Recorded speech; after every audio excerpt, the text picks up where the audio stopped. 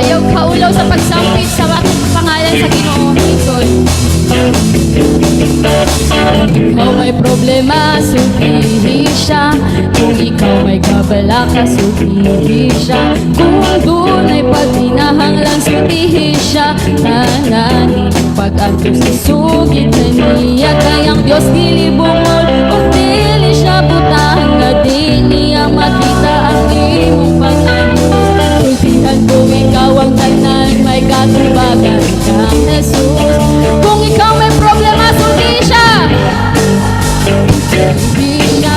Kung ikaw may kabala ka, sultihi siya. Kung dunay paghinahanglan, sultihi siya. Tanani mo pag-atos isugid ka niya. Kayang Diyos dili bungol, o dili siya butang na di niya makita ang imong pag-atos. Sultihan ko ikaw ang kanan, may katubagan kang Jesus.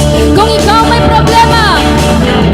may problema, sultihi siya. Kung ikaw may kabala ka, sultihi siya. Kung dunay paghinahanglan, sultihi siya. Tanani mo pag-atos isugid ka niya. Kayang Diyos dili bungol, o dili siya butang na di niya makita ang imong pag-atos. Sultihan ko ikaw ang tanan, may katubagan kang Jesus. Di siyang Diyos sa panalangin. Panyaway magkabalhin. Siya ang Diyos nga tinutan sa tanang ikinahanglan mo. Siya ang Diyos sa panalangin. Panyaway magkabalhin. Kay siya ang Diyos na katubagan sa tanang pag-ampo mo.